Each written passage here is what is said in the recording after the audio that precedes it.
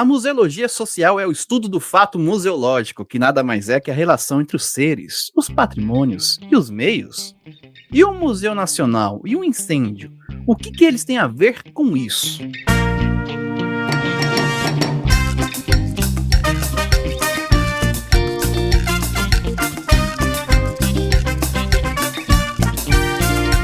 Olá pessoal, tudo bem? Aqui é o Gustavo Nalva. E estamos começando mais um Museando, isso, agora já estamos no dígito do 100, né, na centena, olha que especial. E falando em especial, fazendo um programa muito mais do que especial aqui hoje, e é um programa que, assim, o Museando nasceu do ClioCast, que era um podcast de história, onde eu gravava com o Bruno, né, com o Vitor lá, anos atrás, e o nosso primeiro episódio foi sobre o Museu Nacional, porque a gente gravou na semana que ele pegou fogo, se não me engano, em 2018. E o que acontece? O Museu Nacional foi o start pra gente gravar, porque o Bruno tinha postado, estou pensando em gravar um podcast. O que vocês acham? Eu respondi o story dele, falei, acho legal, inclusive, bora gravar falando sobre o Museu Nacional. Ele topou e hoje estamos aqui. Aproveitando isso, o primeiro episódio da Museando, o número 1, foi com a Marília Bonas, porque na época ela foi até o Museu Nacional durante um incêndio, porque ela estava com um ícone, então ela precisava fazer essa representação lá. E ela contou a experiência dela. Agora, mais de 100 episódios depois, chamamos uma pessoa especial do nosso coraçãozinho, que a gente gosta muito, que tem uma relação com o Museu Nacional, para falar sobre isso e muitas outras coisas. Então, bora apresentar a bancada. Hoje eu estou aqui com ela, linda e maravilhosa, com seu ruivo acobreado, Juliana Gueiros. Mais uma vez, nem sempre tão ruivo, nem sempre acobreado, porque os 100 episódios batem nas nossas costas e a gente, né, sente. Mas, pessoal, claro que eu sempre vou arranjar energia para estar aqui, ainda mais com essa convidada maravilhosa, com essa bancada sempre brilhante, não é mesmo? E com vocês, claramente. Sempre um prazer estar aqui. Isso aí! E também ela que compõe nossa bancada aqui, que é linda e maravilhosa também, que não é ruiva cobreada, mas tem um pratinado, tem aqui umas mechas pratinadas incríveis, inclusive ela retocou essa semana e tá linda. Ela, Marina Gouveia. Hello, museanders, como vão? Como estão? Minha mecha foi retocada essa semana, mas nem tão platinada também estou, porque o platinado é difícil, gente. É difícil manter essa mecha aqui, mas tá tudo bem. Em breve ficarei toda platinada, porque tá ficando bastante cabelo branco aqui, né, Ju? Os 100 episódios, né, minha amiga? Os 100 episódios cobra alto, o preço não é baixo, nosso cabelo branco tá dominando, mas é isso, sempre um prazer estar aqui com vocês, com essa temática pra lá de importante, pra lá de especial, pra lá de brilhante e maravilhosa. Muito, muito obrigado por toda essa trajetória, gente. É isso, né? Também eu com o quê? 29 anos de idade também tô cheio de cabelo branco. Meu pai, com minha idade, ele tinha bigode, parecia um código de barra, assim. Eu tô ficando igual. E pra falar sobre o assunto de hoje, que eu já falei que ela mora no... Eita, o meu cachorro espiou. Pera aí. Tá.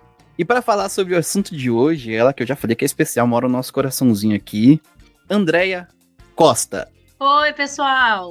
Muito bom estar aqui com vocês, muito obrigada pelo convite e por essa oportunidade. Ela já esteve aqui antes em um episódio para falar sobre o livro que ela lançou, um livro especial, muito lindo, maravilhoso, eu tenho a cópia, terminei de ler, ainda não, li a parte, mas está lá o episódio, está disponível para vocês ouvirem. Mas André, assim, para quem não conseguiu ainda ouvir aquele outro episódio, você pode dar um resuminho, né, da sua trajetória?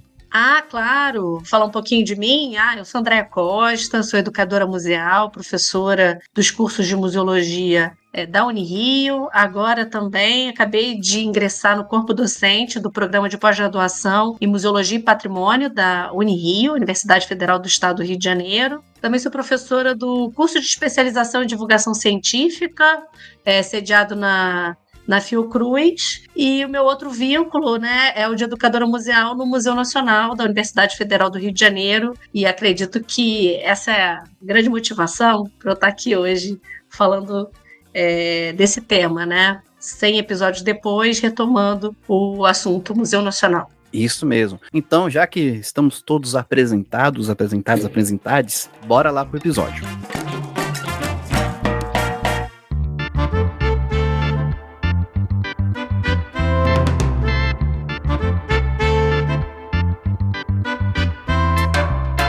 Bom, começando aqui com a pergunta fundamental, base, né? Até pra gente gravar um pouquinho da memória da Andréia aqui no nosso episódio. Andréia, qual que é a sua relação com o Museu Nacional? Né? Você já falou da educação, mas eu acho que tem mais coisa. E como sua trajetória, como a sua história acabou encontrando a história do museu? Muito bom poder falar sobre isso.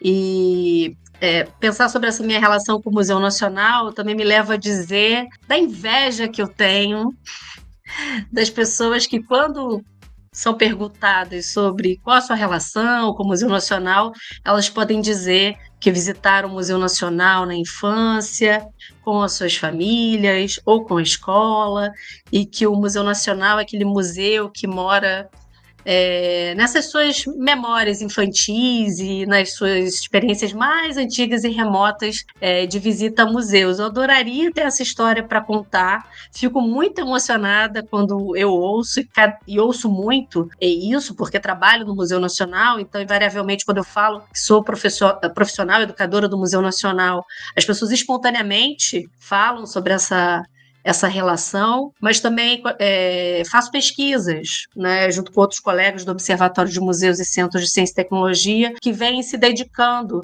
às lembranças dos visitantes de museus. Isso ficou até gerou um artigo que a gente publicou nos Anais do Museu Paulista sobre essas memórias, né? Quando a gente perguntou para as pessoas que visitam os museus de ciência do Rio de Janeiro quais eram as suas memórias mais antigas de visita aos museus, se não me engano, 70% ou 75% de todos os entrevistados mencionaram o Museu Nacional como aquele museu que marca a sua experiência de visita aos museus, é aquela experiência mais emocionante e que, apesar de muito antiga em alguns casos, mas em muitos casos também as pessoas visitaram na infância e retornaram na vida adulta levando as suas crianças, filhos, netos. Então é muito bonito ver essa relação e a importância que o Museu Nacional tem na vida de muitos visitantes de museus. E eu não tenho essa história para contar. O meu encontro com o Museu Nacional como visitante foi tardio. Eu já era profissional de museu, trabalhava no Museu de Astronomia e Ciências Afins. A gente desenvolvia um trabalho colaborativo com o Colégio Pedro II, o campus que fica no bairro de São Cristóvão, onde o Museu de Astronomia também se situa. E teve um dia que eu tinha um encontro com esses jovens e fazia parte desse trabalho colaborativo que a gente estava desenvolvendo, realizar um diagnóstico socioambiental do bairro.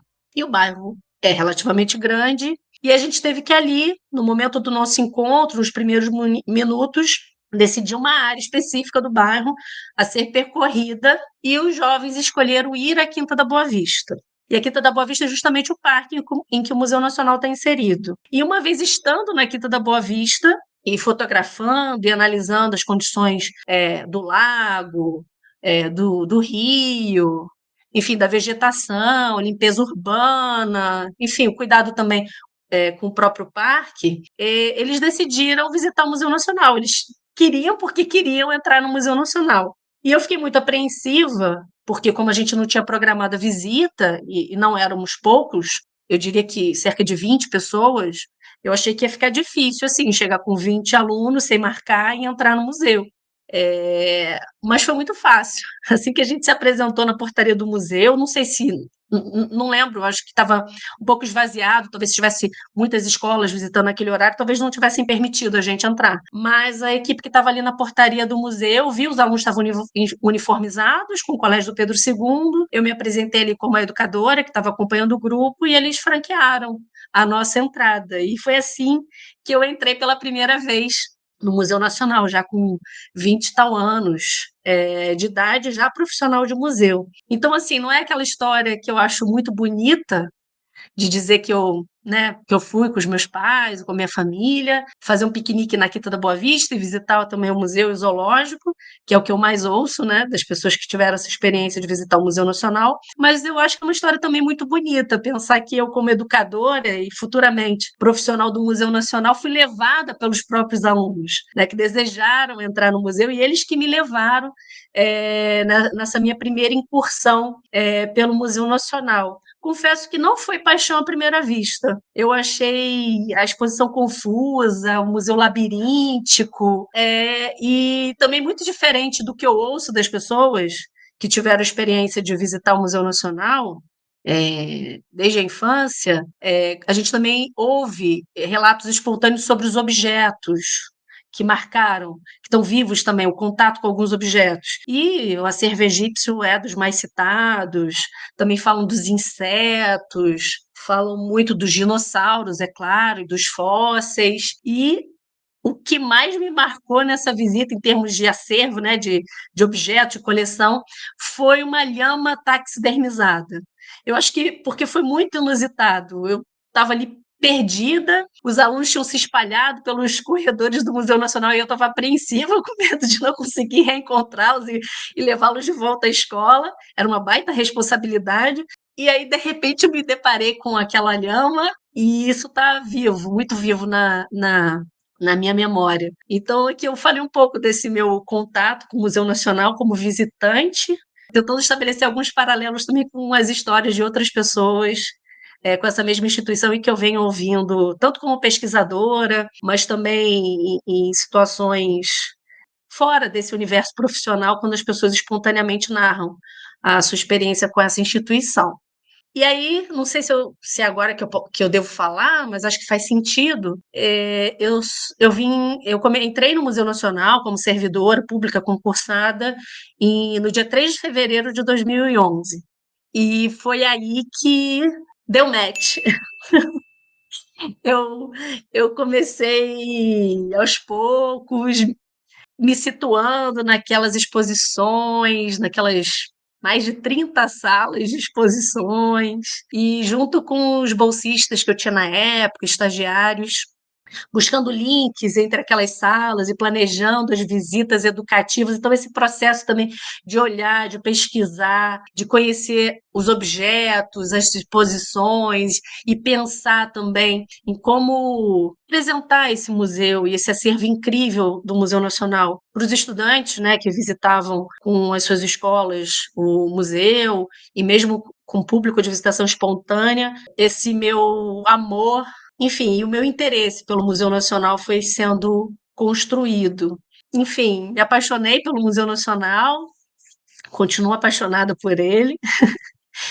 E ao longo desse tempo, muitas vezes eu fiquei no Museu Nacional até tarde da noite, porque eu moro em Niterói, então do Rio para Niterói tem um engarrafamento horroroso. E durante o dia eram tantas demandas também, muito animado, muito agitado o setor educativo, com muitos jovens, muitos estudantes, muitas demandas também do público. Então algumas coisas eu só conseguia fazer depois que todo mundo ia embora, né? Escrever projetos, pensar artigos, enfim. E aí eu ia ficando no Museu Nacional, e às vezes saía de lá 10 horas da noite. E eu lembro muito, assim, desses momentos, assim, mais solitários, e que eu saía do Museu Nacional e eu ia cruzando aqueles corredores até o estacionamento, até o carro, e me sentindo a pessoa mais privilegiada do mundo, pensando, assim, sem saber o que eu tinha feito para merecer a honra de trabalhar naquele espaço e, em alguma medida, ou em grande medida, também ser responsável pela guarda, pela permanência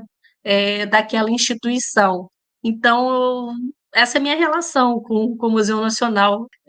Não foi amor à primeira vista, mas foi um amor que foi sendo construído ao longo do tempo e que marca, né, a minha experiência hoje, né, com essa instituição. Eu me identifiquei um pouco com sua experiência, André, porque eu nunca fui no Museu Nacional, né? Porque é a minha primeira vez que eu pisei o pé que eu botei o pé no Rio de Janeiro foi em 2021.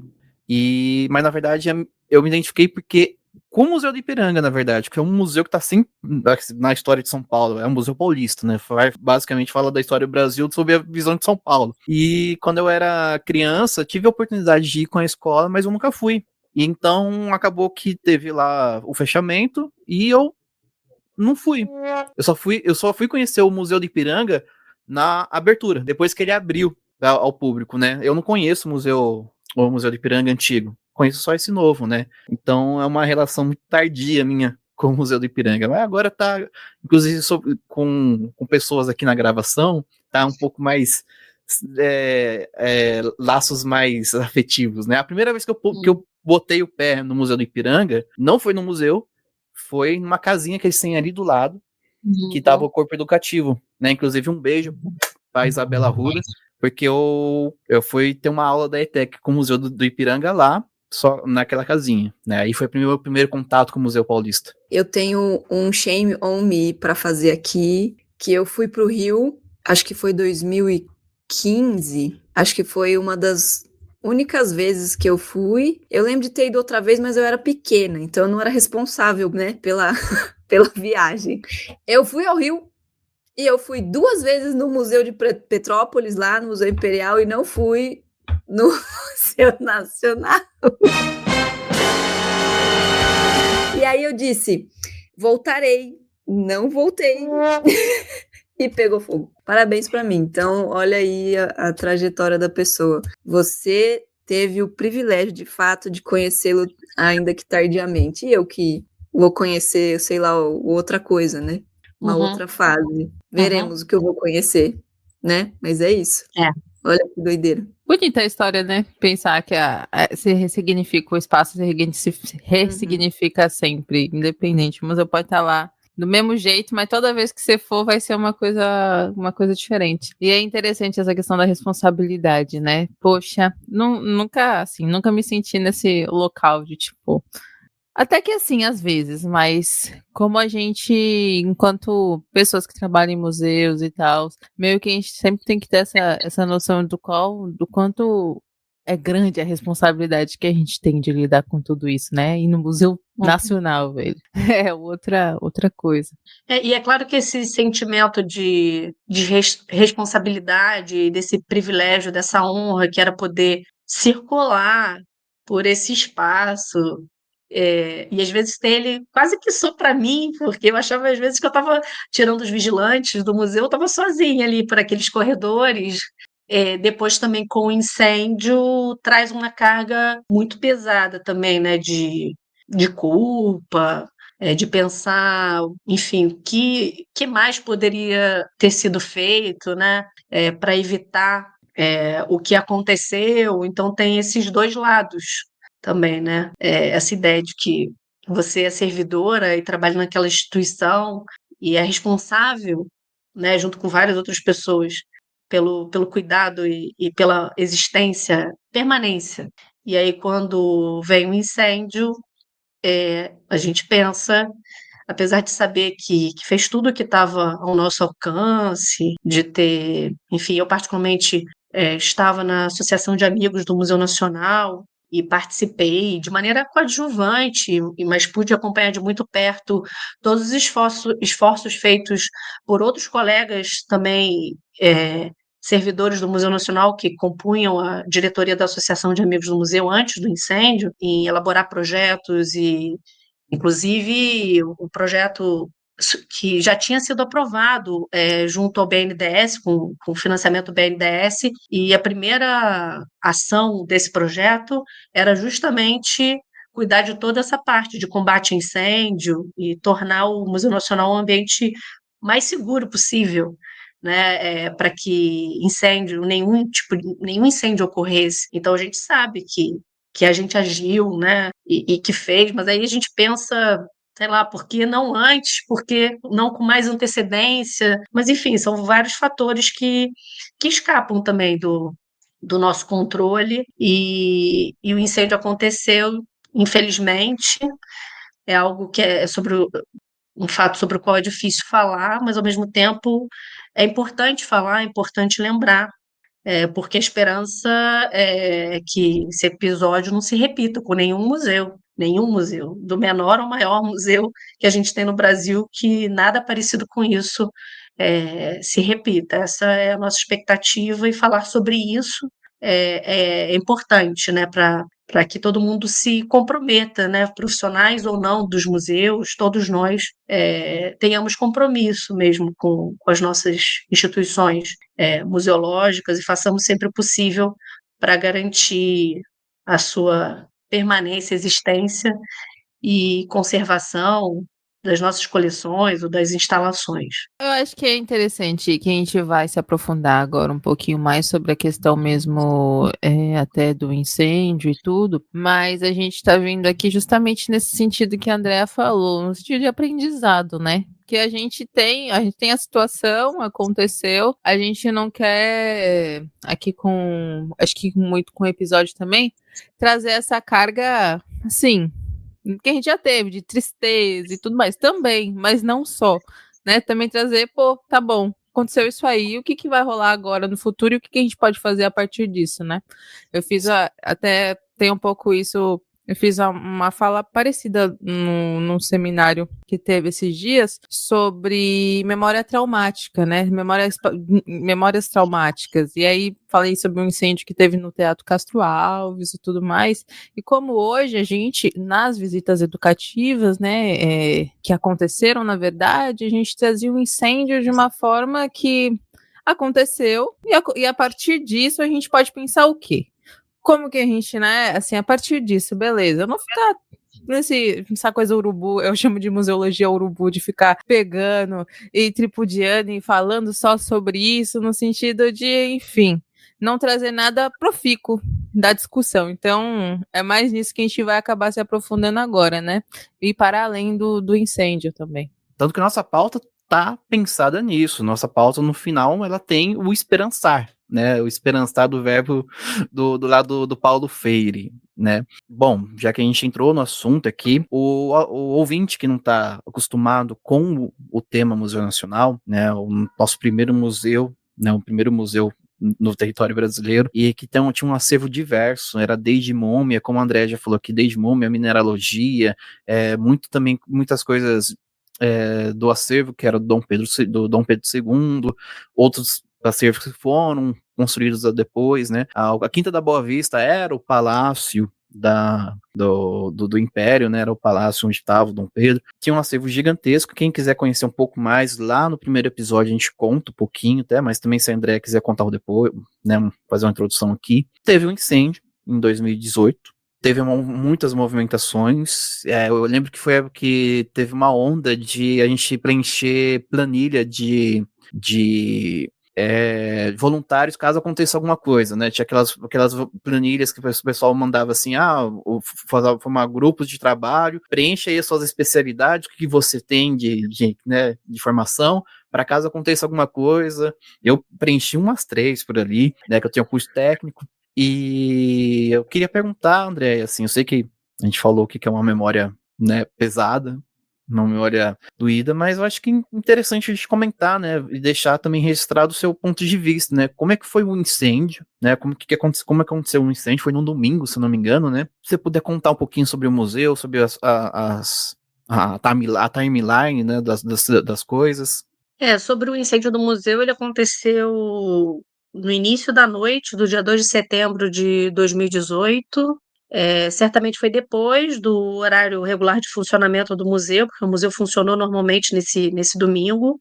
Inclusive, um colega meu do setor educativo estava de plantão nesse domingo, então as atividades e o público saiu do museu, se não me engano, às 17 horas, e servidores estavam lá, e, enfim, e não havia nenhum indício de incêndio. Até que no início da noite, eu estava trabalhando de casa, preparando uma postagem para as redes sociais do setor educativo. A gente tinha um grupo com vários estagiários de ensino médio, bolsistas, um grupo de WhatsApp do setor educativo, quando apareceu a primeira imagem de um foco de incêndio. E assim, eu não sei, eu acho que eu fiquei muito, não sei nem explicar o que eu senti na hora, mas eu entrei em estado de negação de imediato. Para mim era um foco na mata no Morro da Mangueira, no fundo do museu, eu não via aquele fogo no prédio do museu.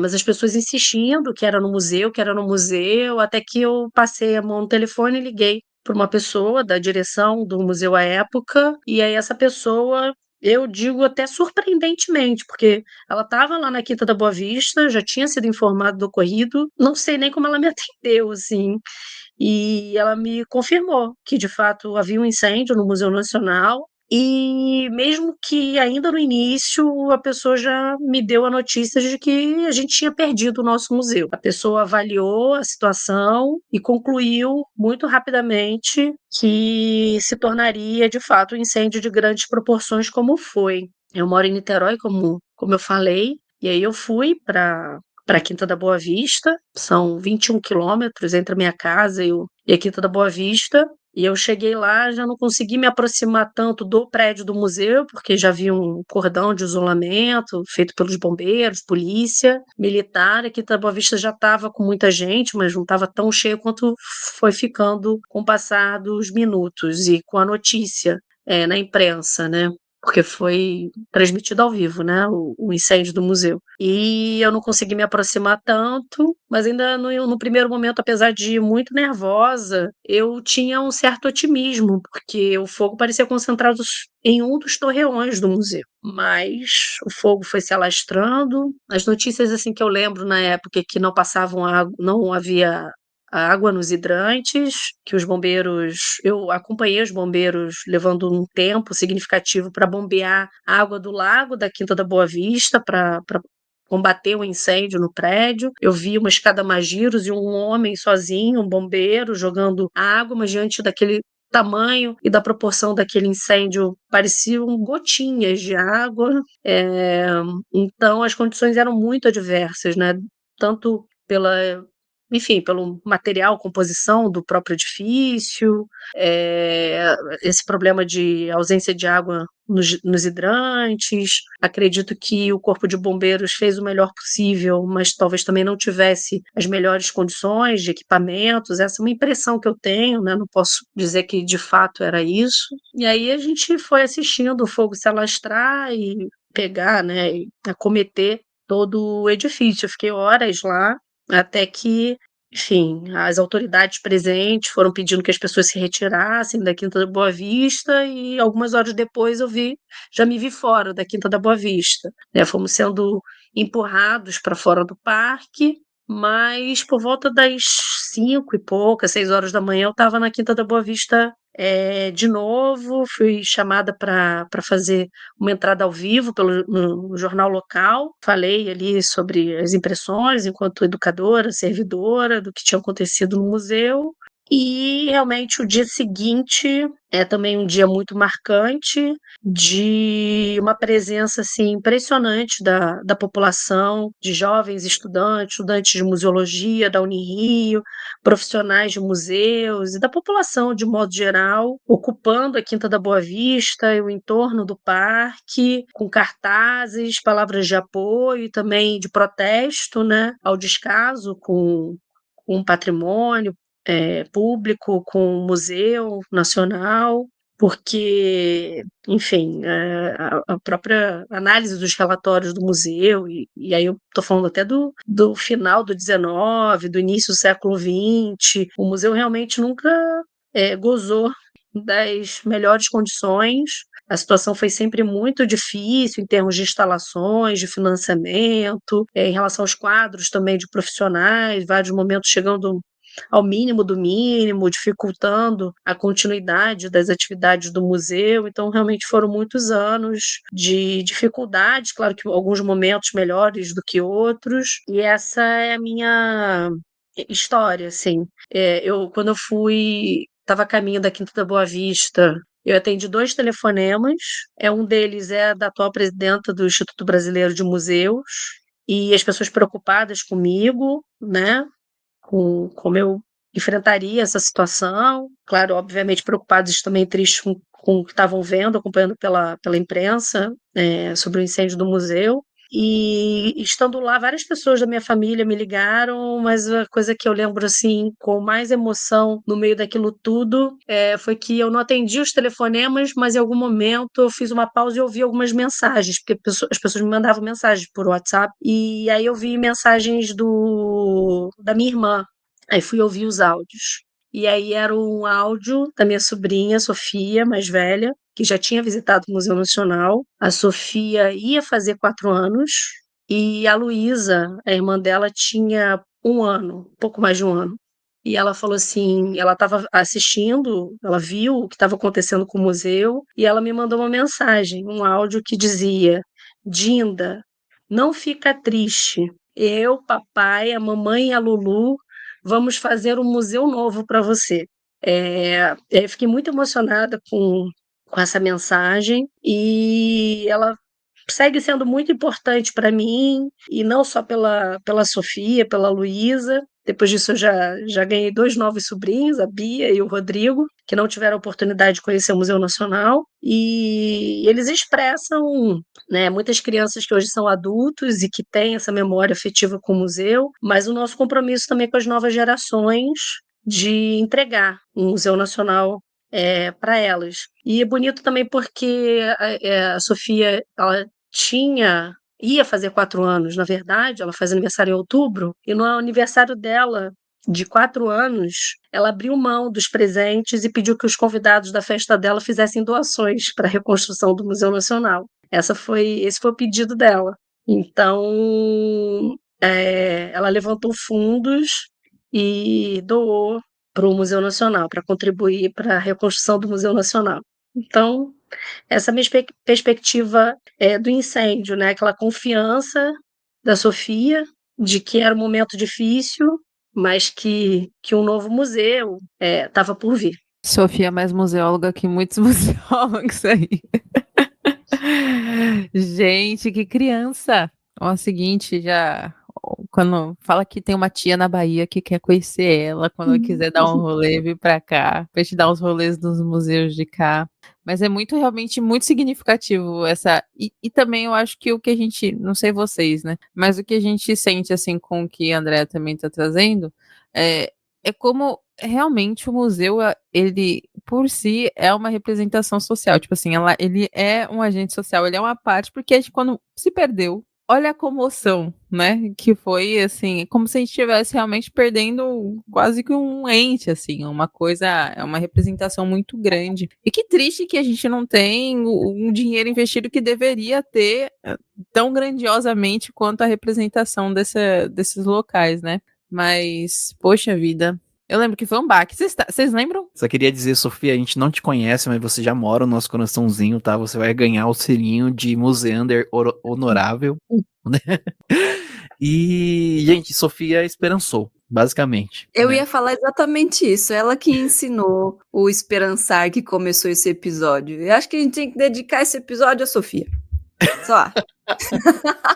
Eu concordo.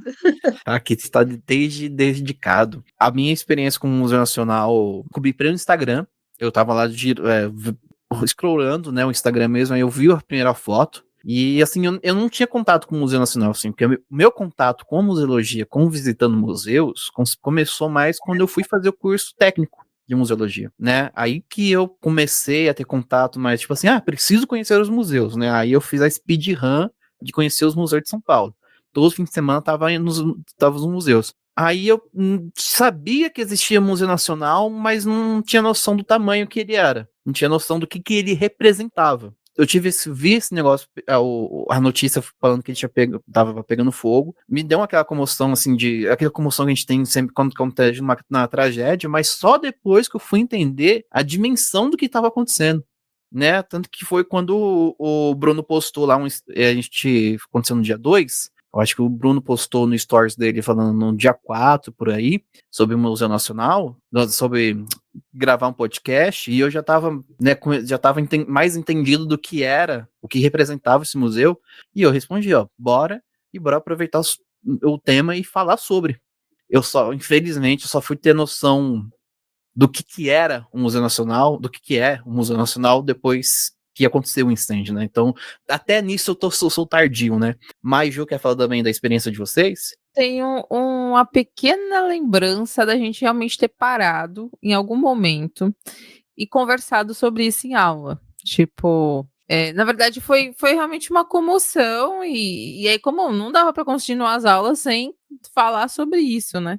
E aí eu lembro pouco, na real, porque naquela época eu também estava fazendo tantas coisas, mas eu lembro que foi uma comoção. Tipo assim, a gente ficou realmente todo mundo assim em sala, parecia que realmente alguém tinha morrido. Mas assim, todo mundo sabe quando chega meio cabisbaixo assim, fala, pô, meus pêsames aí pra todos nós, assim, sabe? E aí a gente conversou um pouco sobre isso. O que eu lembro muito foi de discussões no geral, assim, de o quanto a cultura no Brasil é deixada para depois, e aí as instituições sofrem a consequência enfim, desses não orçamentos que não chegam na ponta, né? Então, também levantou-se muita questão de como a universidade não estava recebendo os repasses necessários, ou, enfim, teve muitos cortes, e foi bem num momento de transição, né, de governo. Então,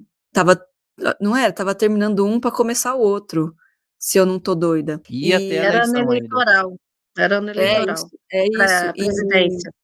Isso. E aí a gente estava passando de um governo que estava já colocando as garrinhas para fora, de fazer cortes de orçamentos em educação, em cultura, nos ministérios todos, né? E na sequência isso se concretizou. Então, na gestão federal, né, do governo. Então, ficou... O que mais me pega nisso, e quando as pessoas perguntam, porque lá no Museu do Ipiranga todo mundo fala, foi aqui que pegou fogo, né? Tipo, já misturou tudo, né? Porque o Museu do Ipiranga estava fechado no mesmo momento que lá pegou fogo, então a galera achava que lá estava fechado porque pegou fogo, e os dois têm uma arquitetura parecida, e tem a ver com o Dom Pedro, e aquela coisa toda, as pessoas começam a misturar as informações. O que perguntam até hoje, para além dessa confusão de que museu que foi, é isso de ter sido como uma consequência dos posicionamentos de cortes de verba que os governos anteriores fizeram, né? E aí é isso que fica bastante evidente para mim, assim, porque como o André comentou, o plano era fazer uma coisa preventiva, né? Já tinha essa preocupação. Então não é negligência, mas ao mesmo tempo foi nesse momento também de questionar esses repasses de dinheiros da educação e da cultura. Eu lembro muito dessas análises aí que vêm para a gente até hoje, nesse sentido. O que vocês acham? O bom que você entrou nesse assunto da eleição que estava acontecendo no ano, porque a gente teve uma fala do indivíduo que foi eleito nesse ano que pegou fogo. E daí? O que eu posso fazer? É sempre bom lembrar. Já que a gente tocou no assunto, eu gostaria de a gente já passar para a próxima pergunta aqui que a gente tem na nossa pauta, que como que foi esse processo, né? Depois do acontecido, né? Depois dessa interrupção abrupta dos trabalhos do museu, né? Como é que foi o processo de se reorganizar, né? Os trabalhos do pós-incêndio, né? O museu, ele estava realmente fechado, né? Parou o museu, ele fechou? Eu diria que o museu não fechou dia nenhum, né? Depois desse incêndio. O dia seguinte ao incêndio foi esse dia de encontro na quinta, de olhar e até à luz do dia, né? Ter uma outra dimensão, uma dimensão mais precisa e dura, né? Da tragédia e simultaneamente dar início à reconstrução do museu. É uma coisa assim imediata. Nesse primeiro dia, eu me dediquei a isso, a estar ali, dar entrevista ao vivo, encontrar com colegas, receber propostas de ajuda, de participar de reuniões com colegas de várias instituições também dispostos a criar grupos, organizar uma colaboração de apoio político e de diferentes ordens ao Museu Nacional. E no outro dia, na terça-feira, eu estava com alguns colegas do setor educativo acessando a nossa coleção didática. A gente tem uma coleção didática com mais de 2.000 itens. e que algum tempo antes do incêndio, inclusive fazendo parte desse processo de requalificação do museu e de início das atividades financiadas com a aprovação do projeto, capitaneado pela Associação de Amigos do Museu Nacional, junto ao BNDES, o prédio, as coleções líquidas vinham sendo retiradas de dentro do palácio. Isso tem a ver também com questões ligadas à conservação do edifício, e a nossa coleção tinha vários itens preservados em meio líquido e já estava fora há algum tempo do edifício. E a gente não tinha muita noção ali nas primeiras horas, pós-incêndio, o que teria acontecido, se o incêndio teria chegado até ali, porque estava muito próximo mesmo do prédio.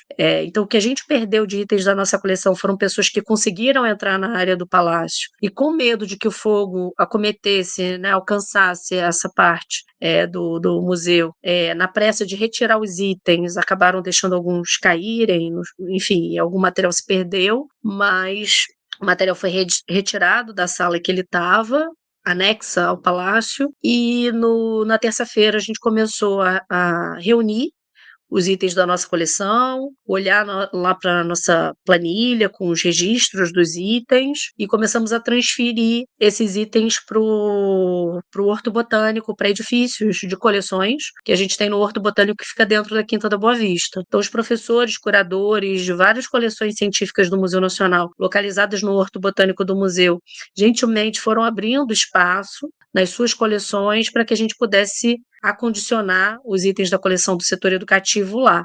Essa coleção é uma coleção dedicada ao empréstimo para as escolas, principalmente escolas. Então, vários itens também estavam emprestados naquele momento.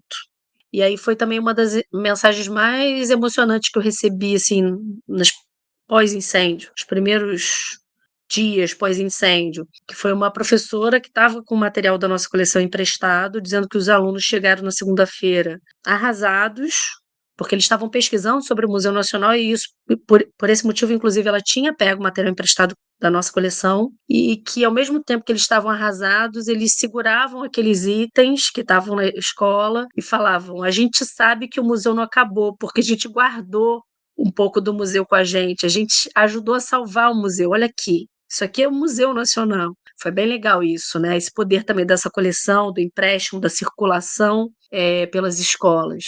Então, o que a gente pediu foi que as escolas que estavam com esses itens não devolvessem dentro do prazo, pudessem ficar mais tempo, porque a gente andava organizando para receber esses itens de volta, e a gente continua emprestando.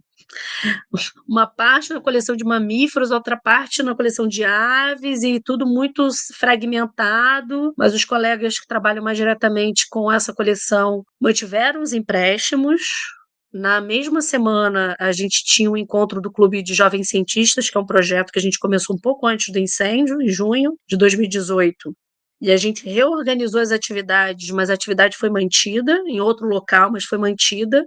Então, não interrompemos nenhum encontro do Clube de Jovens Cientistas. E 2 semanas depois do incêndio, a gente dava início à ocupação da Quinta da Boa Vista aos domingos.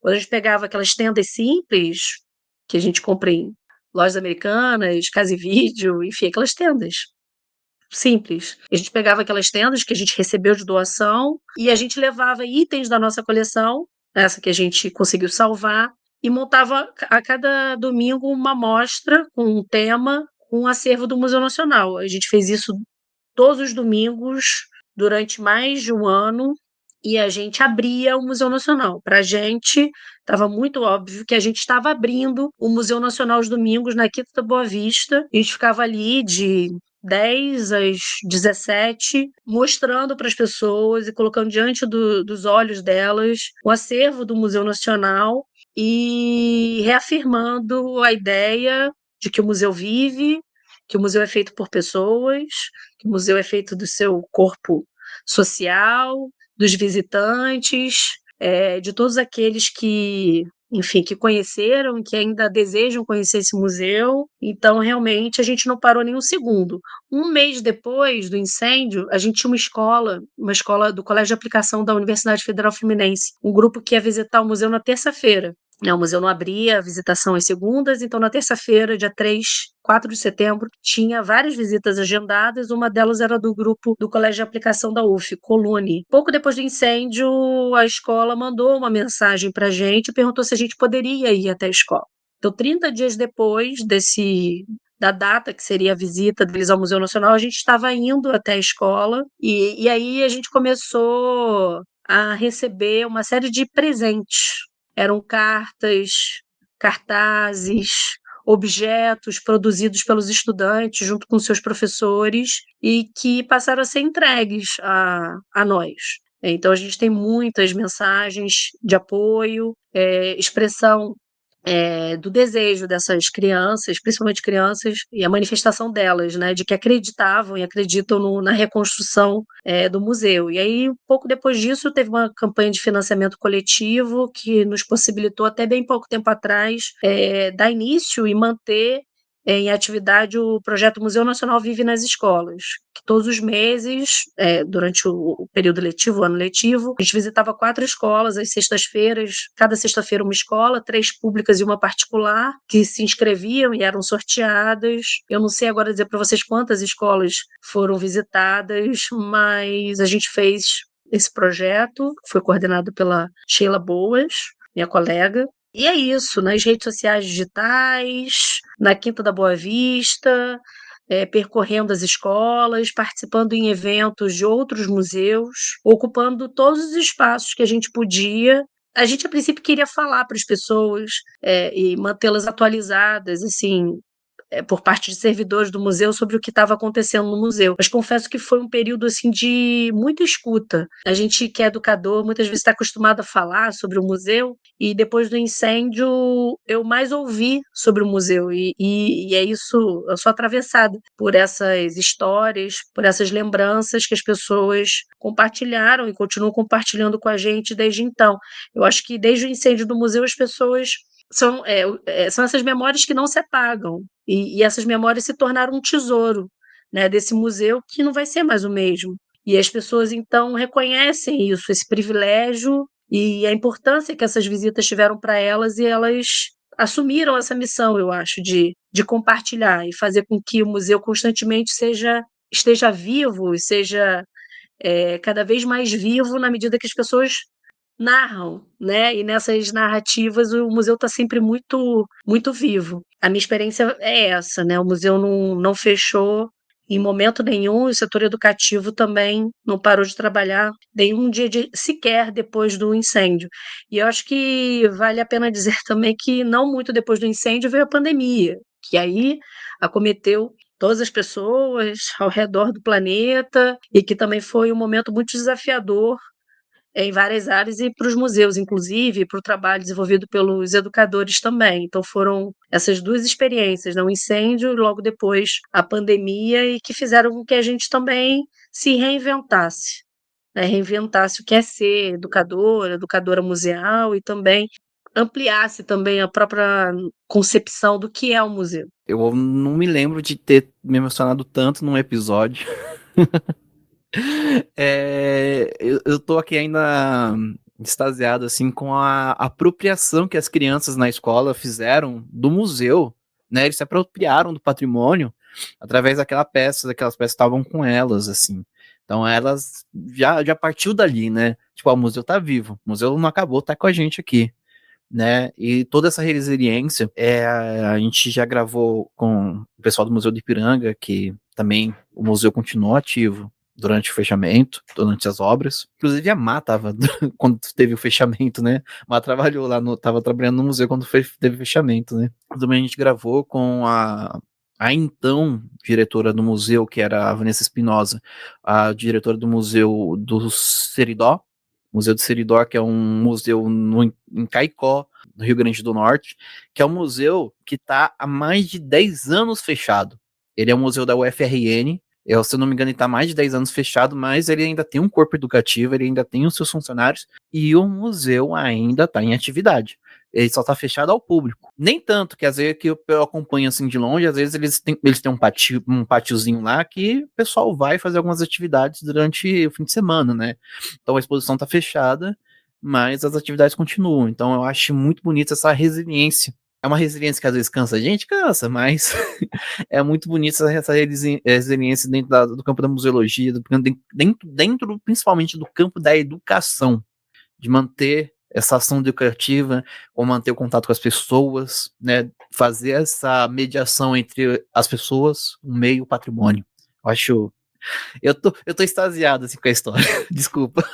A comparação que você fez, né, de museus fechados e funcionando, o fechamento do Museu do Ipiranga foi uma decisão, né? Não foi uma imposição, como aconteceu no Museu Nacional. Então, tem trajetórias diferentes nesse sentido, e como isso afeta o planejamento do que vem a seguir, né? E aí, o que me ficou muito forte da sua fala, Andréia, é o quanto essa situação imposta no Museu Nacional revelou da construção entre vou dizer o educativo porque é o seu setor, né? Entre o seu setor e as pessoas e os visitantes, né? Essa construção, ela é feita passo a passo, dia a dia, e aí quando o lugar fecha tragicamente, e você recebe esse monte de presente, esse monte de mensagem, esse monte de memória, e faz esse processo de escuta,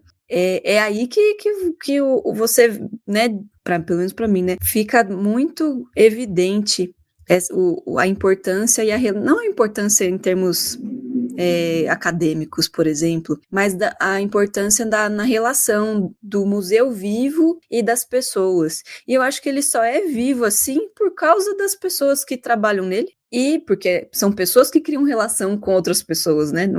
O objeto em si não cria relação com as pessoas. Nós que atribuímos significados às coisas e alimentamos esse significado na nossa relação toda. Então, o museu não fechar, o museu se manter, não fechar metaforicamente, né? Mas não encerrar atividades, nem que seja por momentos breves, assim, e ter essa receptividade com as pessoas é realmente emocionante, é realmente marcante e escancara a humanidade que existe, não a humanidade de pessoas, mas o ser estar humano, social dessa instituição, né? Precisa de um prédio para a gente fazer o que a gente faz? Enfim, eis a questão, né? O museu, o conhecimento, ele tá mais aqui, né? Na nossa cabeça e nas nossas práticas. A gente externaliza isso de várias maneiras, né? Materialmente é uma forma de externalizar isso. Ter essa materialidade habitando um prédio é uma maneira, mas não é um limitador. Não deveria ser, né? E ressignificar isso é muito importante, porque a gente está. O nosso automático é atuar no museu, institucionalmente falando, dentro de um prédio, dentro de algum lugar. Então, enfim, é desafiador e ao mesmo tempo ressignificador, ressignificante e doido. Sim. E vai fazer parte do prédio, né? Agora era isso que eu ia perguntar. É parte da instituição, isso é da história, né? Não vai ter uma alma viva que entre naquele lugar e fala, nossa, o fogo, o incêndio, sabe? Inclusive, eu tô doida, eu tô criando memória, ou houve uma discussão sobre manter alguma menção do incêndio ou não durante esse processo de reforma aí? Eu acho que, assim, de tudo que eu consegui acompanhar ao longo desse processo, me pareceu sempre consenso de que o incêndio estaria presente de diferentes maneiras, tanto na narrativa da nova exposição, quanto também materialmente, né, presente em parte, pelo menos, da estrutura, né? Então ele seria abordado na narrativa, mas também possível de ser apreendido pelos visitantes, em parte, pelo menos, do circuito expositivo, as marcas, né, do incêndio. Eu acho que talvez você esteja se referindo a discussões que foram feitas por alguns profissionais teóricos da antropologia, museologia, alguns defendendo que o museu não fosse reconstruído, que o edifício não fosse reconstruído, que ele ficasse, enfim, como estava, com as marcas do incêndio, que fosse mantido daquela maneira. Agora, da parte da instituição, das discussões sobre a reabertura e as futuras exposições, me pareceu sempre um consenso de que é isso, o incêndio faz parte da história do museu e ele deve ser narrado e apresentado também para esses futuros visitantes, né, quando da reabertura do museu à visitação pública. E isso, de fato, vai acontecer. Isso, essa questão de, enfim, museu ser sobre gente, não ser sobre prédio, não ser sobre objetos, mas ser sobre pessoas, e sempre será sempre uma ciência social aplicada, né? Pelo menos a museologia, a gente estuda isso muito. Mas eu queria saber se você trouxe esses relatos, se tem alguma perspectiva do educativo trabalhar um pouco com essa memória oral, assim, dessas pessoas, do antes do museu, para tratar esse depois, assim, se já pensarem em algo, porque eu pensei muito em, tipo, uma coisa meio museu da pessoa, sabe? Tipo, gravações, depoimentos, trabalhar com algo mais ou menos assim. Eu acho que a gente já fez isso, mas acho que não deve ser dado por encerrado. Eu acho que existem muitas possibilidades e eu acho que o que a gente já fez mostra a importância, a relevância desse tipo de iniciativa. Mas eu cheguei a comentar lá no início, não me aprofundei tanto, que eu, juntamente com outros colegas que compõe a rede Observatório de Museus e Centros de Ciência e Tecnologia, a gente desenvolveu um projeto com financiamento do CNPq e voltado para as lembranças dos visitantes de museus de ciência do Rio de Janeiro. E aí a gente fez uma pesquisa, então a gente aplicou um questionário auto-administrado aos visitantes dos nossos museus, de 30 anos ou mais, com 30 anos ou mais, e aí traçando o perfil socioeconômico, falaram sobre os museus que visitaram, como se informam sobre ciência e tecnologia, sobre suas práticas culturais, e no final do questionário, a maior parte das pessoas nos autorizava a entrar em contato, a posteriori, por uma segunda etapa da pesquisa. E essa segunda etapa dizia respeito exatamente a entrevistas que tinham como foco essas lembranças das primeiras visitas a museus, o contexto que essas visitas ocorreram, que instituições foram essas, o que marcou nessas experiências, e foi aí que o Museu Nacional emergiu com muita força e fez com que a gente, inclusive, fizesse um artigo com as memórias dos visitantes que se referiram ao Museu Nacional. Então, a gente usou a metodologia do discurso do sujeito coletivo, quando a gente consegue identificar ideias semelhantes em discursos feitos por diferentes pessoas e transforma esses extratos desses discursos num discurso único em primeira pessoa. E aí esse artigo está disponível nos Anais do Museu Paulista, Lembranças dos Visitantes do Museu Nacional, Memórias que Não Se Apagam. E é muito, muito interessante de ver essas lembranças, a maior parte delas de visitas na infância, que depois são repetidas na vida adulta. Isso se conecta também com pesquisas outras que a gente vem fazendo, de perfil opinião, que mostram o Museu Nacional como sendo aquele museu. Existe não vou dizer um padrão, mas uma recorrência, quando se faz pesquisas de perfil opinião, não só no Brasil, mas fora do Brasil, que quando as pessoas dizem se já visitaram aquele museu, onde elas estão respondendo aquela pesquisa, a maior parte diz que não, que está visitando pela primeira vez. Então, esse índice de primo-visitante, visitante de primeira vez, é sempre maior em todos os museus, assim, na maior parte dos museus pesquisados.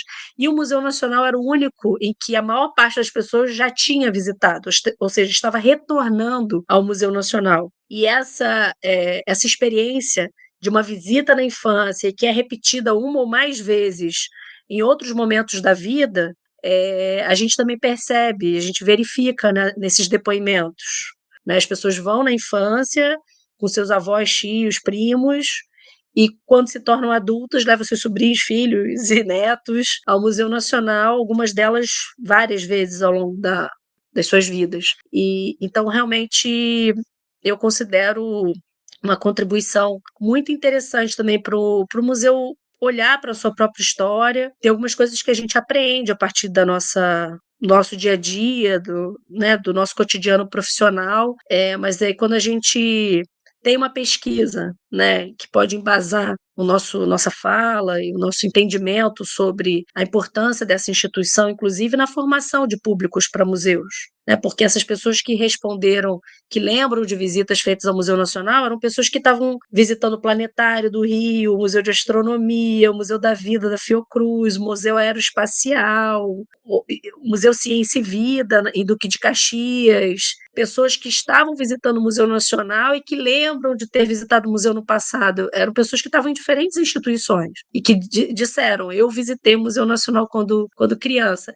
E aí é muito forte, porque eu concordo com o que vocês estavam falando sobre, esse é um aprendizado, a gente vai falar mais sobre os aprendizados dessa experiência, mas essa ideia de que o museu não é apenas um prédio ou as suas coleções, mas as entrevistas dão conta da importância, né, desse prédio e dessas coleções. Elas marcam a experiência de visita, né, a grandiosidade do prédio, o contato com as múmias do Egito Antigo, o contato com a baleia. E elas narram, inclusive, era tudo muito grande, a grandiosidade do prédio. Depois eu voltei adulta e não achei tão grande assim, mas fica a memória do espanto, da surpresa, né? E as pessoas descrevem o medo das múmias, mas é aquele medo acompanhado de uma imensa curiosidade, o privilégio de estar diante do real, daquilo que no livro da escola era uma fotografia, às vezes nem parecia verdade, ou que viam na televisão e que de repente elas estavam ali diante do real e a força desse real nessa experiência. Então, isso também aparece muito nas entrevistas, né, nas lembranças compartilhadas pelos visitantes dos museus de ciência aqui do Rio de Janeiro. E o fato de estar no parque também. Aí não era só o museu, era o parque, mais o zoológico, então esse lugar também que é um lugar privilegiado, né, para se passar o dia, para se estar em família, e o Museu Nacional fazia parte dessa experiência rica, né, e prazerosa para a maior parte das pessoas, claro, que responderam à pesquisa. Não estou dizendo que é uma experiência igual para todo mundo. Mas outra coisa que ficou muito clara também para mim é que tem pesquisas que olham para a Quinta da Boa Vista, para o parque, e para como as pessoas se apropriam daquele parque. E quando o foco não está no museu, está na Quinta da Boa Vista, essa relação das pessoas que frequentam a Quinta da Boa Vista com o Museu Nacional é bem tímida. O Museu Nacional não é a grande motivação para se estar no parque. A motivação é outra. Então, existe uma relação muito forte. Para aqueles que visitam o museu, essa relação com a Quinta da Boa Vista é muito forte. E é o Museu da Quinta. O Museu Nacional tem um nome afetivo. Eu acho que eu posso falar o mesmo do Museu do Ipiranga, né, que eu acho, né, que o nome oficial ainda é Museu Paulista, mas na boca do povo é o Museu do Ipiranga, levando o nome do parque. Então, o Museu Nacional é o Museu da Quinta, é um nome afetivo. E eu descobri isso trabalhando no Museu Nacional. As pessoas que vão ao Museu Nacional e que têm essa experiência, uma relação antiga e longa com o Museu Nacional, situa o Museu Nacional como parte da Quinta da Boa Vista. Estar na Quinta da Boa Vista, visitar o Museu Nacional. Visitar o Museu Nacional é também experienciar a Quinta da Boa Vista, mas essa relação não é óbvia para a maior parte dos frequentadores da Quinta da Boa Vista. E justamente antes do incêndio, mas principalmente depois do incêndio, eu tenho me dedicado, junto com a minha colega Sheila Boas e outras pessoas que compõem a equipe, como bolsistas, contratados, a buscar maneiras de reduzir essa distância entre o museu e a Quinta. Isso partindo da Quinta da Boa Vista e buscando esse contato com os frequentadores do parque. Então, depois do incêndio, a gente faz visitas educativas ao ar livre, na Quinta da Boa Vista, tendo como foco a arquitetura dos edifícios situados na Quinta, o paisagismo, a história do local,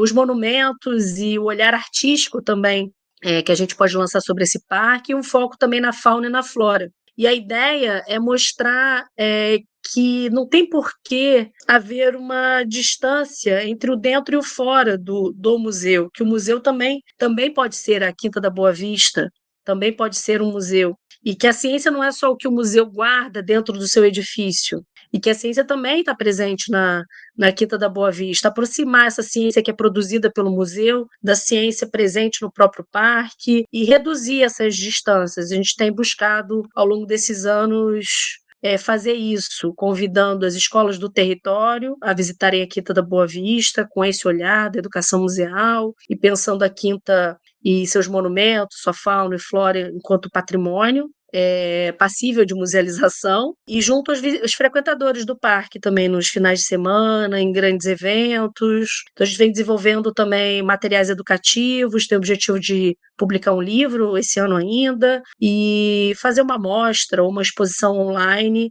produzindo conteúdo também acessível em Libras e audiodescrição, para também acessibilizar a Quinta da Boa Vista e esse patrimônio, né, que esse parque abriga. E que ele próprio é, né? Ah, mas é isso, né? Quando a gente fala na museologia, a gente fala do meio, né? Quando a gente fala sobre o meio na museologia, a gente não tá falando do prédio em si, né? A gente tá falando da área, da região, das questões políticas, das questões sociológicas, das questões, dependendo do museu, até as questões de étnica, de etnias, né? A gente tem que necessariamente estar também falando sobre território, e é incrível. Aí no Rio também tem o problema que a gente... Problema não, né? Eu acho uma coisa, na verdade, curiosa, de o museu ser de uma secretaria, o parque de outra, porque aqui no Museu de Ipiranga, eu acho que você tem umas 4, 5 secretarias diferentes no parque, ele estadual e municipal. Na Quinta da Boa Vista, a Quinta da Boa Vista, o parque é administrado pela Fundação Parques e Jardins, da Prefeitura do Rio de Janeiro. O Jardim Zoológico era um equipamento também da Prefeitura do Rio de Janeiro, ainda continua sendo, mas é gerido pelo Grupo Cataratas, de alguns anos para cá, acho que quase 10 anos, é gerido por esse Grupo Cataratas, e o Museu Nacional é da UFRJ, ligado ao Ministério da Educação. Tudo no então mesmo tem parque. essas questões, tudo no mesmo parque. Do Ipiranga é a USP com os 2 museus, a Secretaria de Parques do Estado, se não me engano, no parque ali de baixo, tem a Secretaria de Cultura com os museus da cidade de São Paulo, que são 2, é uma bagunça, mas é uma bagunça organizada, né? No final todo mundo se conversa ali. Bom, já que falamos todo esse processo e já demos uma entradinha aí sobre a questão dessa próxima pergunta, né? Quando eu estava montando a pauta, tive uma feliz surpresa de me deparar com uma notícia sobre a reabertura parcial do museu em junho. Estamos no dia 2 de maio de 2025, ou seja, seria essa reabertura no mês que vem, né? Eu queria saber, Odeia, como é que tá os preparativos, né? Principalmente dessa parte que você... A parte que lhe cabe deste latifúndio. Foi uma grata surpresa para mim, porque é claro que falar do Museu Nacional com qualquer pessoa é sempre ser questionado sobre a reabertura dele. E aí a gente tem um calendário que estava já previsto há algum tempo, e a gente falava de uma reabertura parcial em 26 e uma reabertura total em 28. Mas em conversas, eu acho que recentes, aí eu não participei delas, mas acho que recentes, do Ministério da Educação, com a direção do museu e o organismo, o Projeto Museu Nacional Vive, né, que é responsável, capta recursos e que vem acompanhando esse processo de reabertura do museu, decidiu-se, então, por essa reabertura parcial agora no mês de junho. O mês de junho é o mês de aniversário do museu, ele faz 207 anos no dia 6 de junho. E aí, nessa semana, logo depois do 107º, acho que é assim que fala, aniversário do Museu Nacional, ele vai ser reaberto à visitação, numa área ainda bastante reduzida, mas acho que já muito emocionante, especialmente para aqueles que estão na expectativa da reabertura do museu, que vai envolver o acesso ao hall de entrada do museu, onde está o meteorito de Bendegó, e vai ser possível, então, ter um acesso mais direto ao Bendegó, um esqueleto de uma baleia jubarte que vai ser instalado na nova clarabóia, que foi instalada no Museu Nacional e que protege a escadaria de mármore da chuva, porque essa era uma questão também, né, como tinha uma abertura ali nessa parte do edifício, quando chovia, essa escada de mármore, que é central no acesso, né, aos andares superiores do museu, tinha que ser fechada, porque se tornava muito perigosa para os visitantes, e aí essa circulação ficava mais comprometida, difícil, enfim. Agora, com essa clarabóia, essa área vai estar protegida da chuva e vai ser instalada ali uma baleia, o esqueleto de uma baleia, e vai ser possível também ver de muito perto um trabalho primoroso de restauração enfim, do hall de entrada, das paredes, do museu, que trazem um aspecto assim, muito diferente daquele que qualquer pessoa viva hoje viu no hall de entrada do Museu Nacional. São camadas que foram sendo reveladas nesse processo de restauração e que hoje apresentam um aspecto que, pelo que eu pude acompanhar, remete muito mais ao hall de entrada do museu de 100 anos atrás do que essa visão que as pessoas que tiveram a oportunidade de visitar o museu tinham. Então, um trabalho muito bonito, esteticamente muito interessante, muito bonito de ver também esse poder da restauração, né, e um trabalho assim, primoroso desses profissionais nesse processo de reconstrução do museu. Então estamos muito emocionados, mas ainda nesse processo de conversa sobre esse fluxo de entrada, definindo números de pessoas e o tempo possível de permanência, como vai ser esse agendamento das visitas educativas. Então, acompanhe as cenas dos próximos capítulos e, quem sabe, eu chame outra pessoa aqui para falar sobre essas primeiras visitas, né, e o retorno da visitação pública ao Museu Nacional. A gente teve, há 2 anos, em 2022, também no processo ali de comemoração do bicentenário da independência, quando a fachada do museu foi entregue, restaurada, um processo, em alguma medida, de reabertura também do museu, porque as portas da frente foram abertas e ali na entrada tinham algumas vitrines expondo um acervo de mineralogia que foi atingido pelo incêndio, então é possível ver, inclusive, as transformações que o incêndio fez naqueles itens. Então, ali as pessoas podiam ver uma parte do hall de entrada, mas elas não podiam entrar no hall, porque as vitrines faziam essa barreira. Não era seguro que as pessoas entrassem naquele momento por conta das obras que ainda aconteciam ali naquela parte do palácio. Agora, já avançadas as obras, as pessoas vão poder circular por ali e tenho certeza que, ainda aqui numa área muito restrita, certamente vai ser uma experiência muito emocionante para as pessoas que estão desejosas, né, desse retorno à visitação ao Museu Nacional e mesmo para aquelas que vão descobrir ali na hora, tenho certeza que vão se surpreender positivamente com essa possibilidade. Olha só, tenho 2 perguntas. Sobre a claraboia, tem algum tipo de previsão nesse planejamento de modificar a ventilação anterior que tinha no prédio? Porque claraboia abafa, esquenta muito. A gente vai ter a climatização das salas. Uhum. Que a gente não tinha. A gente não tinha antes do incêndio. Enfim, algumas interrupções no circuito eram feitas, algumas janelas ficavam fechadas por conta da preservação de alguns itens, né? Por exemplo, do Egito Antigo, plumária também, que tinham que ser bem protegidos da luz, e isso acabava interrompendo essa circulação de ar e fazendo com que algumas partes, pelo menos do circuito dispositivo, ficassem muito quentes, né, com temperaturas muito altas, que era muito desagradável, especialmente no período do verão, para os visitantes, e também não é a minha especialidade, mas também preocupava em relação à conservação de alguns itens. Claro que isso era muito bem monitorado, acompanhado pelos colegas responsáveis por essa área do museu, mas acredito que a lição, por vários motivos, talvez as questões ambientais, que sejam bastante críticas, enfim, mas para a conservação, né, dos itens e também para o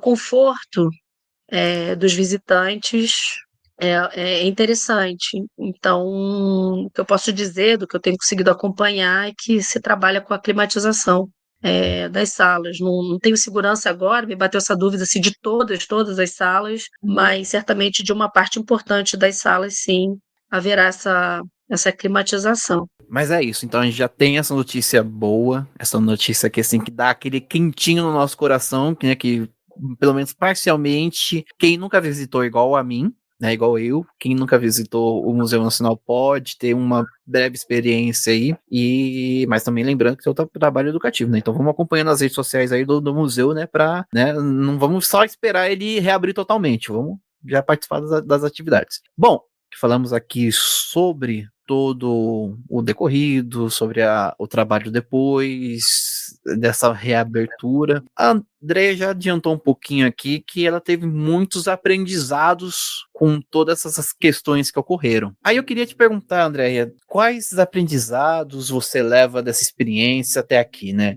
O que a gente pode esperar, né? O que a gente pode esperançar ou esperar mesmo, né? Sobre o futuro do museu. A fala é desse lugar de educadora museal. Então, acho que os aprendizados que eu levo e que eu quero compartilhar, assim, dessa experiência, um deles diz respeito à importância da formalização dos setores educativos nos nossos museus, que é algo ainda a ser conquistado, né? A gente tem pesquisa sobre práticas educativas em museus brasileiros que dá conta de que só 34,2% dos museus brasileiros contam com setor de educação museal na sua estrutura.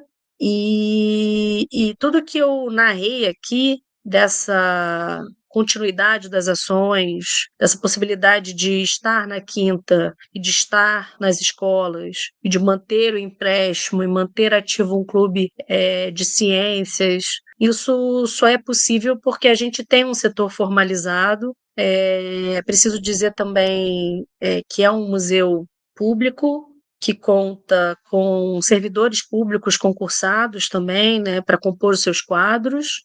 Claro que nem só de servidores concursados se faz essa instituição, então tem estagiários, bolsistas, mas a gente tem um núcleo, né, de servidores concursados que tem um vínculo sólido com a instituição e que é capaz de garantir, né, uma memória, uma continuidade dos trabalhos.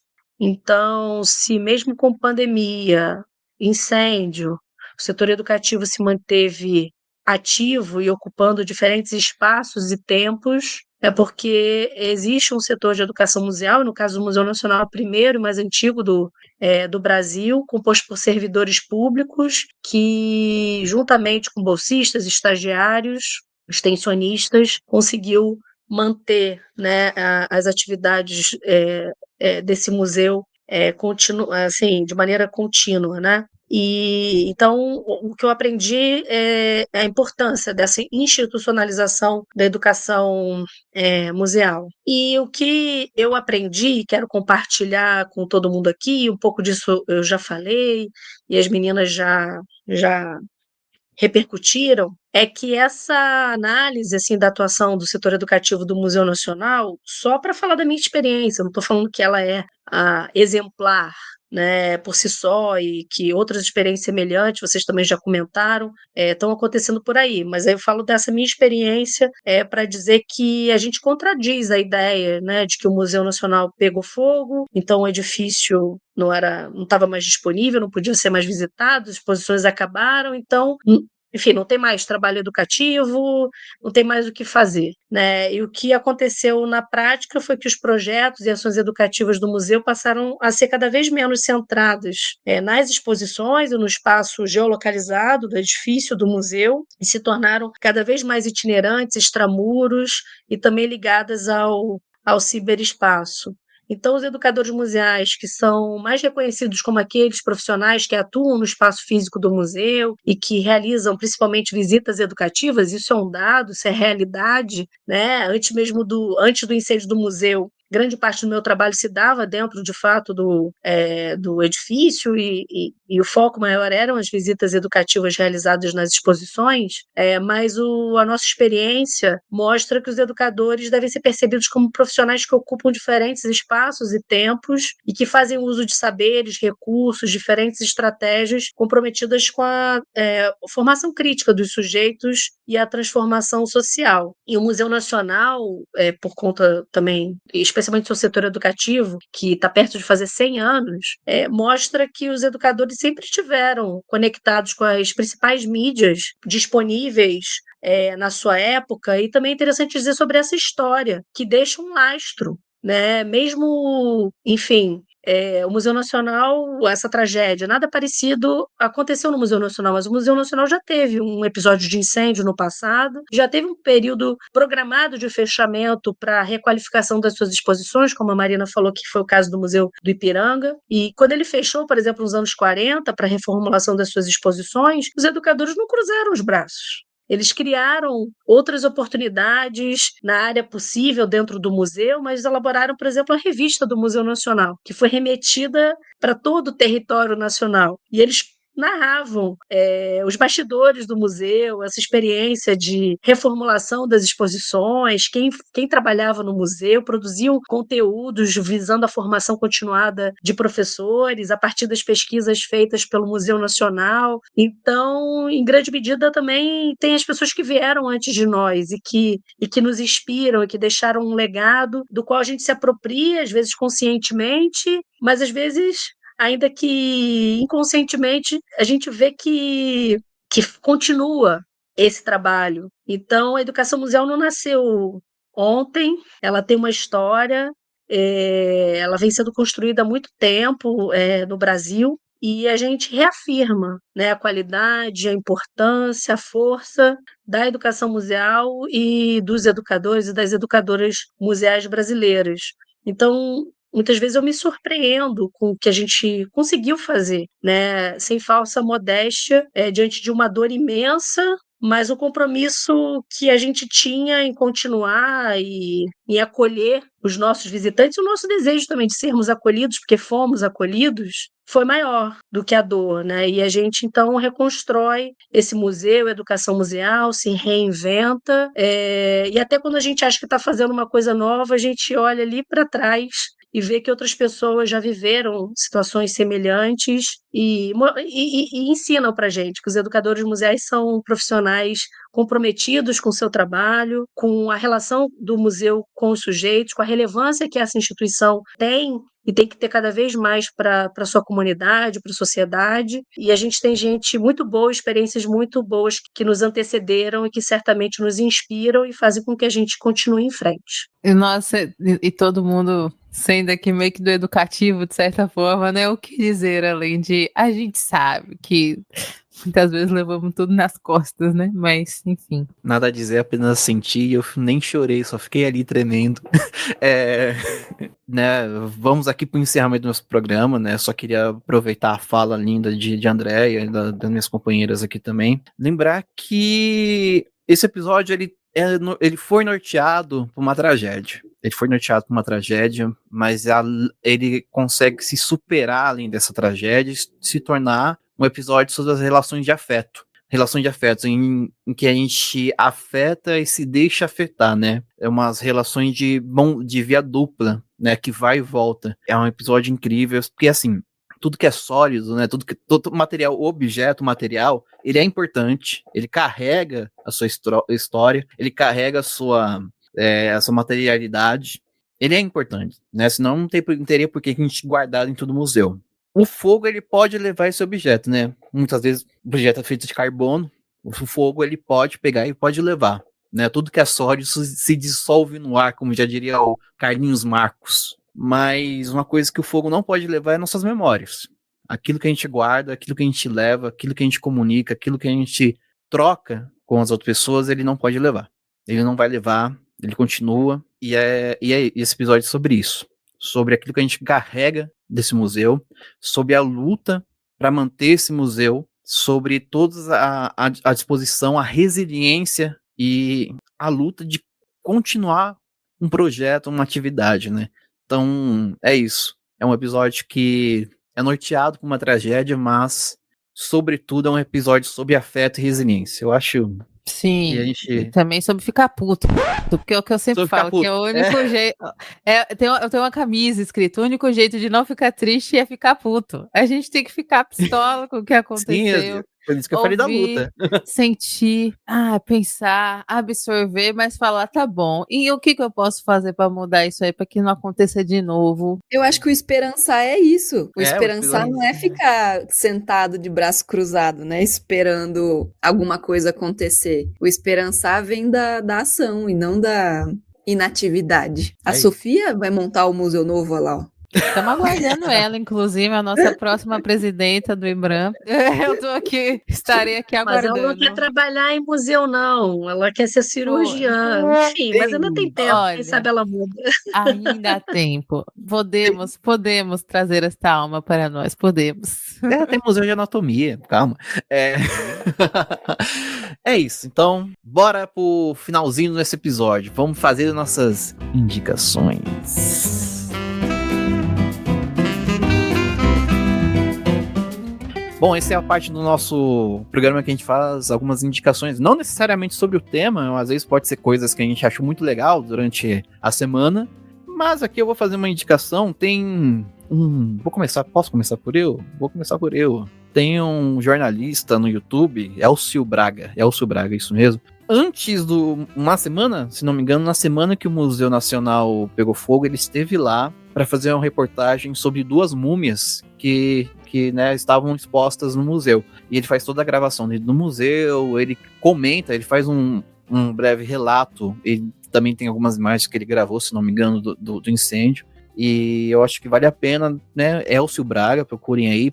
Pesquisa no YouTube, Elcio Braga Múmias. Vai ter 2 vídeos lá, eu acho que de 40 minutos cada um. O Elcio, ele é um jornalista bom. Tem uma matéria ou outra, assim, que eu acho que ele viaja, assim. Mas de resto, assim, tem umas matérias muito boas, assim. Eu recomendo mesmo.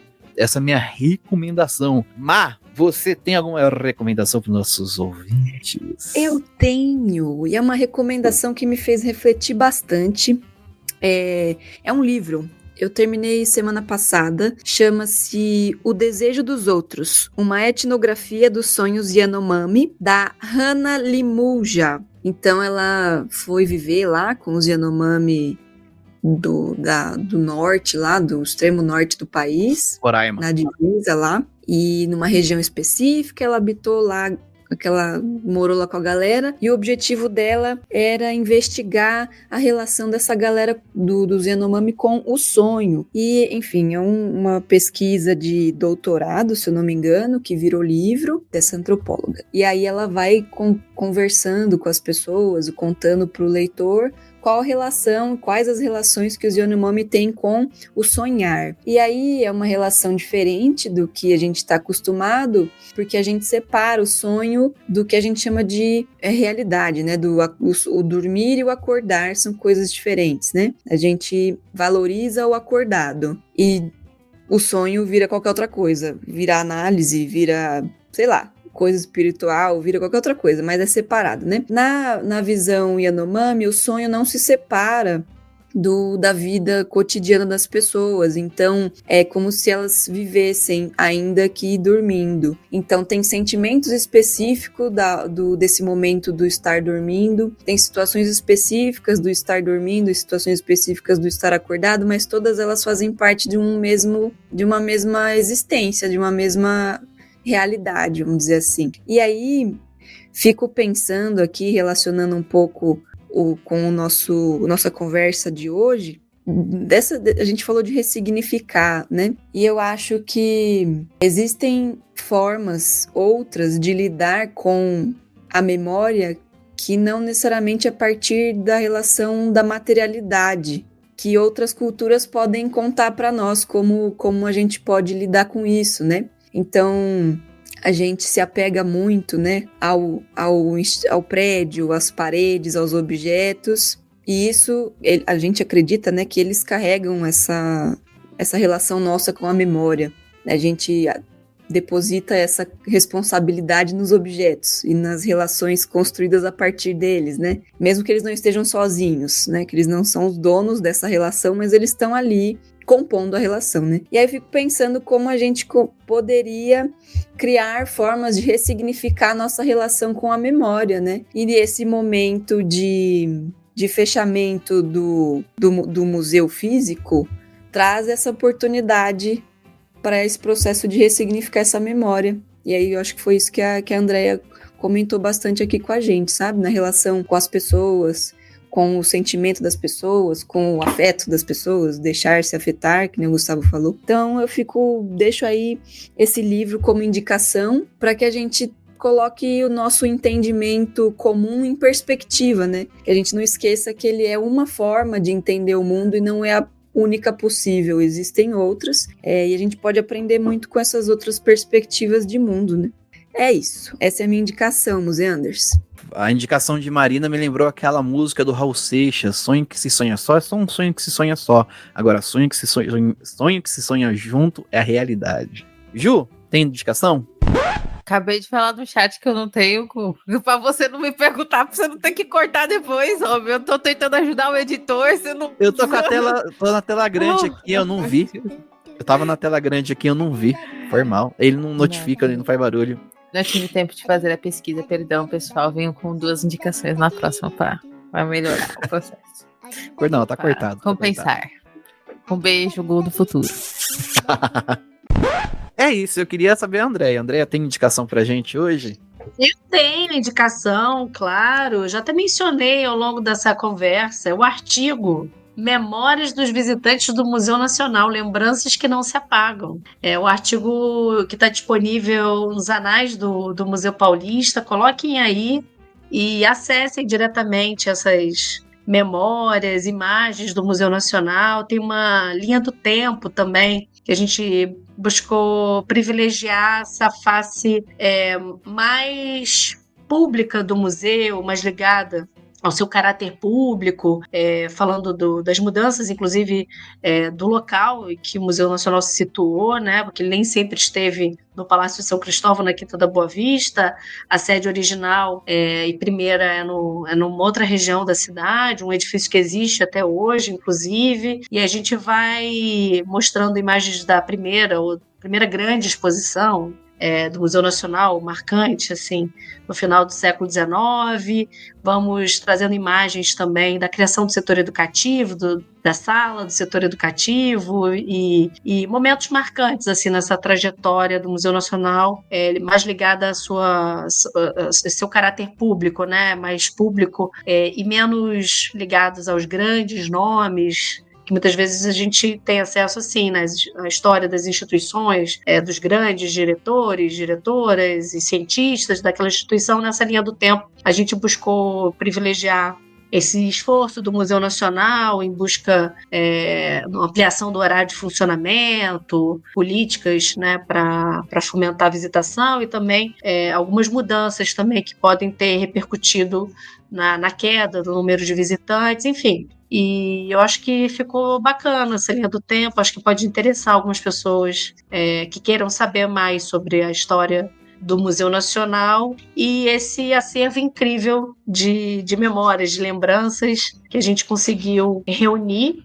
e que a gente apresenta, assim, as menções, as lembranças diretas, né, expressas pelos visitantes usando o discurso sujeito coletivo. Então, eu acho que é bem bonito de ver, e eu acho que é uma maneira, para quem ainda não conhece tão bem o Museu Nacional, acho que pode ser uma maneira bacana de se aproximar dessa instituição e do seu legado para os museus e para a museologia brasileira. Maravilha, eu vou procurar e vou tentar deixar aqui o link na descrição para vocês já irem direto. É isso, esse episódio para mim vai ficar marcado na memória. Queria agradecer aqui mais uma vez a presença dos nossos ouvintes, né? Se chegaram até aqui, muito obrigado. Comenta, né? Hoje, esse vai ser um dos episódios, eu já tô vendo aqui pelo tempo de gravação que esse episódio vai ser longo, então no Spotify dá para comentar. Então, se vocês puderem, né, se tiverem tempo, se estiverem no Spotify também, porque a gente tá em outras plataformas, vai no comentário e coloca aqui, ó, cheguei até o final. Bota assim, ó, cheguei até o final. Só pra gente ter uma noção. É isso, gente, muito obrigado. E agradecer também a presença aqui dela, linda e maravilhosa, Ruiva Cobreado, que sim, está cobreado. Estou vendo no vídeo, assim. Não me venha com... não quero saber de depressão. Não quero saber de depressão, de baixa astral, sem baixa astral. Que esse episódio foi show de bola. É muito importante a gente entender um pouco mais, né, de uma perspectiva de quem estava de dentro, até pra gente também conseguir, até a gente mesmo criar uma memória sobre isso, né, sobre esse trauma todo, assim, enfim, sobre tudo que aconteceu, eu acho que esse episódio vai ser bem marcante. Hoje eu me sinto um pouco mais apropriada do espaço através das vivências de André, e eu agradeço muito por ela ter trazido isso pra gente também, e que a gente tenha conseguido trazer questionamentos e talvez, espero, como sempre, são sempre os meus votos no final de um episódio, que tragam questionamentos também na cabeça de vocês que estão aí sobre esse episódio, sobre outros episódios que já aconteceram, que foram nocivos ao nosso patrimônio, e como que a gente pode trabalhar no meio aí para que a gente consiga realmente preservar o que tem que ser preservado e trabalhar em cima do que ainda existe, não é mesmo? Inclusive nós mesmos, pois nós existimos e nós vamos fazer acontecer, galera. Muito obrigada, Andrea, por ter vindo falar sobre isso. Muito obrigada, Gu. Muito obrigada, Má. Muito obrigada, Museander, também, né? 101 episódios não é para qualquer um. E se vocês estão até aqui, vocês fazem parte disso aí também. Então, brigadão. É isso, Ju, falou tudo, tá tudo falido. Você falou, está falido. Bora lá. Má. Eu tô mesmo, Gu, como você descobriu. Nossa. Não, Deus me livre, não, calma. Vamos manter a calma. Má, muito obrigado aqui por estar gravando esse episódio com a gente hoje. Muito thank you mesmo. Tem que agradecer nada não, estamos aqui de coração. Obrigado aos ouvintes que permaneceram até o fim, ainda que ouvindo de pouquinho em pouquinho. Esse episódio tá esplendoroso. Tem muita coisa aqui, tem muita experiência, tem muita emoção. Então, é algo valiosíssimo, valiosíssimo. Muito obrigado, Andrea, por compartilhar tudo isso, por ter nos afetado. O museu tá em você e você, né? Eu me senti visitando o museu, entendeu? Aquela coisa, metaforicamente dizendo. Me sinto, mesmo não tendo pisado lá nunca, você traz essa sensação nessa conversa. Então, muito, muito obrigado mesmo. Agradecer aqui enormemente a Andrea. Andrea, muito obrigado por ter compartilhado suas memórias com a gente, ter compartilhado suas vivências, suas experiências, seus aprendizados, trazido a sua palavra de luta pelo educativo, pelo setor educativo. Nossa, muito obrigado mesmo, Andrea. Gente, eu que agradeço e parabéns por esse projeto, por esse trabalho, e sintam-se orgulhosos, porque é uma grande conquista mesmo, uma centena de episódios, e saibam que é um enorme privilégio para mim poder compartilhar esse momento com vocês, e agradeço demais o convite e estou disponível aí para as outras edições. Aguarde. Bastante coisa para se falar aqui. Mas é isso, gente. Muito obrigado por você que ouviu aqui a gente. Comenta, também vai calar as estrelinhas no Spotify pra gente ficar feliz. Bota 5 estrelinhas lá pra gente ficar felizão. E é isso. O Museu Nacional, nossas memórias, nossa resiliência, nossos afetos e a cultura carioca seguem vivas.